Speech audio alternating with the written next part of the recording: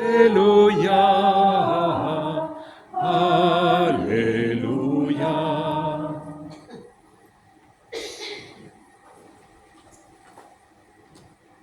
Le Seigneur soit avec vous. Et avec votre esprit. Évangile de Jésus-Christ selon saint Marc. Jésus et ses disciples entrèrent à Capharnaüm aussitôt le jour du sabbat. Il se rendit à la synagogue et là, il enseignait. On était frappé par son enseignement car il enseignait en homme qui a autorité et non pas comme l'esprit. Or, il y avait dans leur synagogue un homme tourmenté par un esprit impur qui se mit à crier « Que nous veux-tu, Jésus de Nazareth? Es-tu venu pour nous perdre? Je sais qui tu es. Tu es le Saint de Dieu. » Jésus l'interpella vivement « Tais-toi, sors de cet homme. » L'esprit impur le fit entrer en convulsion, puis, poussant un grand cri, sortit de lui. Ils furent tous frappés de stupeur et se demandaient entre eux « Qu'est-ce que cela veut dire ?» Voilà un enseignement nouveau donné avec autorité. Il commande même aux esprits impurs, et ils l'obéissent. Sa renommée se répandit aussitôt partout dans toute la région de la Galilée. Acclamons la parole de Dieu. Louange à toi, Seigneur Jésus.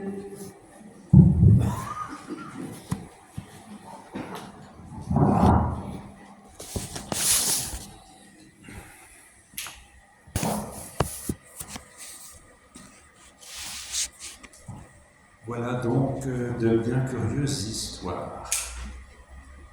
Vous trouvez pas? Qu'est-ce que cette histoire peut encore avoir à nous dire? Histoire de possédés qui hurlent, se débattent quand est chassée la force malfaisante qui est censée les habiter. Voilà, j'ai été 16 ans exorciste, 6 ans dans l'Aisne et 10 ans en Charente. Je peux vous dire que ça ne se passe pas tout à fait comme ça. La libération est d'un autre ordre que ces manifestations extraordinaires. De quoi s'agit-il? Et est-ce que ça a quelque chose à nous dire? C'est ça la question. Alors Monique, déjà, tout à l'heure, nous a ouvert de bonnes pistes. Vous avez préparé et ouvert des pistes autour de la véritable libération. Et je ne peux pas m'empêcher de faire un pont un peu avec ma famille spirituelle, puisque demain, 28 janvier, c'est bien ça, demain c'est 28 janvier, on fête la vision que le fondateur des Trinitaires a eue il y a 831 ans, hier. Des Christ qui libère deux captifs, un blanc et un noir. Et eh bien, ça veut dire qu'à toutes les époques, ce texte peut nous dire quelque chose, puisque la puissance de libération qui est dans le Seigneur, eh bien, elle n'est pas réservée à il y a 2000 ans. Ça traverse le temps pour nous rejoindre, pour faire de nous des vivants libres de la liberté que le Seigneur veut nous donner, qui est cette liberté d'aimer, cette liberté de participer à la création, la co-création du monde avec Dieu. Nous sommes rendus libres pour devenir co-créateurs de ce monde. C'est pas rien. Avec tous les défis qui nous sont lancés, comment être libre, comment être co-créateur, comment nous laisser toucher par cette parole qui libère.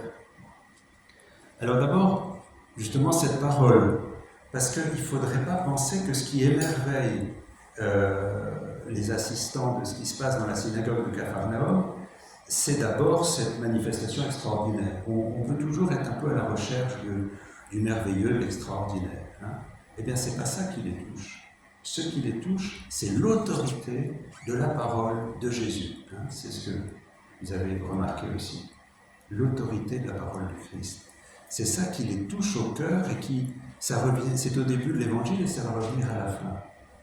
C'est-à-dire que vraiment, ce qui va marquer ces gens, c'est que cet homme, qui n'est pas de la caste des savants, qui n'est pas un scribe, qui n'est pas un docteur de la loi, cet homme qui est charpentier, c'est pas simplement le fils d'un charpentier. Dans un évangile, on dit Jésus le charpentier. Voilà, c'est pas simplement le fils de Joseph le charpentier. Jésus le charpentier, il exerçait ce métier. C'est un beau métier, de construire. Eh bien, voilà, cet homme qui vient avec le bagage qui est le sien, qui est ce bagage incroyable de son intimité avec le Père, va avoir des paroles d'une autorité supérieure à tous ceux qui sont censés savoir. C'est bouleversant et c'est stupéfiant. Voilà, c'est à partir de cette parole souveraine qui marque l'auditoire que tout va se jouer. Alors comment Jésus enseigne? Eh bien, Jésus enseigne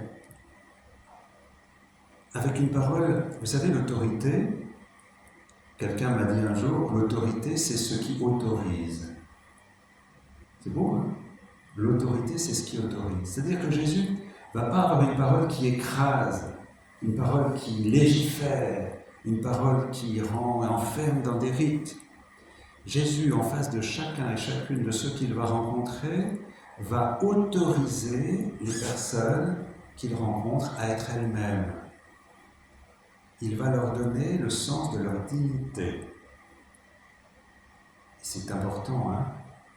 Quand il regarde quelqu'un, Jésus, même quelqu'un qu'on a jeté à terre, vous vous souvenez de cette femme qui a été jetée à terre, bien Jésus, il va se mettre aussi à terre et il ne va pas l'écraser, mais il va la relever et il va la mettre debout dans sa dignité. Quand Jésus rencontre les êtres humains sur son chemin, il les autorise à être eux-mêmes. Alors que les scribes, ils ont un rapport à la loi vraiment tatillon et je dirais un peu stupide. Parce qu'ils vont comme répéter ce qu'on a répété, et ils réfléchissent même pas, et ils écrasent les gens avec des choses qu'ils ne comprennent même pas eux-mêmes. La parole de Jésus n'est pas une répétition. La parole de Jésus, elle jaillit de son propre fond. Et son propre fond lui vient de son intimité avec un autre, avec un grand A qu'il appelle Père. La parole de Jésus, elle jaillit de toute cette rencontre permanente que Jésus a avec le Père. Le nombre de fois, en particulier dans l'évangile de Luc, là c'est l'évangile de Marc, où on voit que Jésus se retire dans la montagne, la nuit, au petit matin, Jésus se retire et Jésus prie, c'est-à-dire qu'il vient rechercher dans l'intimité, au plus profond de lui-même, dans l'intimité du Père, la source de son autorité. Jésus ne tient pas son autorité de lui, il la tient d'un autre, du Père. Et c'est pour ça que Jésus est libre finalement, parce qu'il ne cherche pas dans des livres tout écrits, il cherche dans une relation vivante avec le grand vivant qu'est le Père. Et puis Jésus, il se laisse inspirer par le souffle. Et vous savez le nom du souffle, l'Esprit. Bon, Jésus est plongé dans l'intimité du Père et Jésus se laisse habiter par le souffle de l'Esprit. Et sa parole a la saveur des premiers, des nouveaux commencements. Et son regard à la lumière de l'aurore. Et quand on se laisse regarder par Jésus, on voit que tout redevient possible. Et quand on entend sa parole, on entend dans la vibration de sa parole qu'un espace sans limite est ouvert. C'est pour ça que quand Marie-Madeleine, au tombeau, le rencontre, et quand elle entend l'intonation de la voix de Jésus qui lui dit « Marie », elle répond « Rabouni », parce qu'elle a entendu, elle a réentendu la puissance, de la force, de l'autorité, d'amour de Jésus. Alors, comment vivre cela? Bien, d'abord, il faut voir tous les obstacles avant de voir comment le vivre. Alors, il y a justement cette espèce d'enfermement dans des règles mortes. Et Jésus, il va s'affronter, mais de face, et ça commence là, avec ceux qui enferment la loi dans un carcan qui n'est pas un carcan d'amour, mais qui est un carcan de sécurité, de fausse sécurité, et c'est toute la bande des scribes qui, au lieu d'être les porteurs d'une parole de vie, vont être les garants d'un carcan qui ne fait pas vivre, mais qui écrase. Et avec les pharisiens, Jésus va leur dire, mais vous liez les autres avec des fardeaux que vous ne portez même pas du petit doigt. Vous liez les autres. Et puis, plus profondément, il y a les démons. Alors, qu'est-ce que c'est que ces démons? Eh bien, les démons, justement, ce sont ceux qui, vont vouloir empêcher que Jésus puisse exister dans ce qu'il est. En lui disant, tu es le saint de Dieu. Ils essaient de l'enfermer dans ce que tu disais tout à l'heure, dans une réalité, en lui disant, tu vas te taire maintenant, on t'enferme dans un rôle qu'on va te définir. Et ils essaient de lui dire, voilà, nous savons, et tu as bien dit, ce n'est pas nous savons, mais nous croyons qu'il faut dire. Or, vous voyez, en fait, c'est la même chose. Il y a une parenté entre les scribes et les démons. Parce que les scribes, ils savent, ils ont lu, ils ont noté, ils savent ce qu'il faut imposer. Et puis les démons, ils savent et ils veulent enfermer, c'est encore pire, parce qu'ils veulent enfermer ce pauvre homme qui est captif dans une réalité et ils veulent enfermer Jésus dans leur savoir. Or, ce que le Seigneur nous propose, c'est de redevenir comme innocents, c'est-à-dire nous approcher de l'autre, chacune de ceux qui sont ici, en n'ayant pas un savoir a priori. Moi je sais comment tu es, je te connais depuis toujours. Je te catalogue, tu es dans une case, je sais qui tu es. Mais Jésus nous invite en fait à ne plus savoir et à regarder l'autre comme un mystère. Et à se mettre à son écoute en l'interrogeant, mais qui es-tu? En fait, c'est la même question pour Jésus, qui es-tu, Jésus? Moi, je pensais il y a quelques jours, et ça m'a beaucoup touché, je me suis dit finalement, ça va faire 40 ans, plus de 40 ans, 47 ans que je suis dans la foi. J'ai découvert la foi, j'avais 18-19 ans, enfin la foi comme vivante. Et puis vous savez, au fur et à mesure des années qui passent, on lit des choses, on dit des choses, on comprend des choses. Et puis finalement, on est comme formaté. Si on pouvait relire l'Évangile en disant « Je ne sais pas qui tu es, Jésus. Montre-moi ton visage. » Ce serait extraordinaire. Retrouver cette saveur des commencements. Retrouver cette saveur des commencements. Reprendre l'Évangile, un Évangile, Marc, Luc, c'était l'année Marc, et de dire, c'est comme si on m'avait jamais parlé de Jésus, comme si je ne savais rien de lui, et je vais essayer de, Seigneur, qui es-tu? Qui es-tu? Parle-moi de toi, dis-moi qui tu es.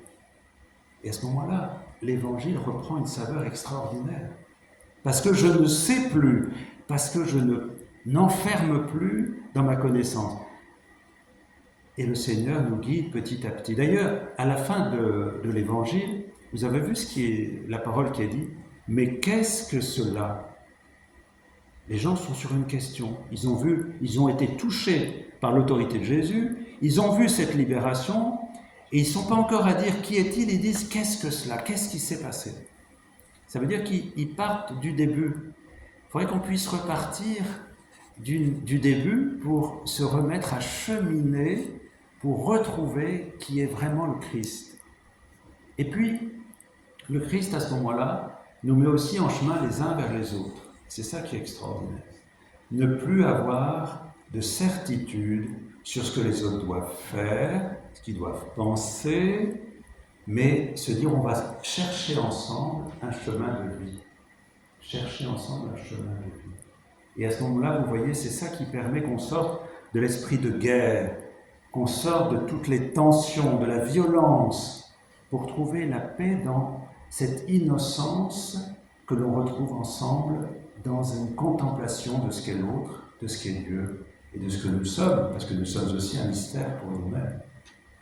Bien que le Seigneur nous donne de partir à l'aventure, en sachant que tout est possible à Dieu. Si nous nous laissons prendre par la main, il pourra nous libérer de tous nos fausses certitudes pour retrouver la saveur des nouveaux commencements. Pour nous, pour ceux que nous aimons, pour ceux que nous aimons moins, pour ce monde, retrouver la saveur des nouveaux commencements. Et que le Seigneur nous donne d'être les témoins de cela. Que le Seigneur nous donne d'être des chercheurs de cette nouveauté qui vient de son cœur.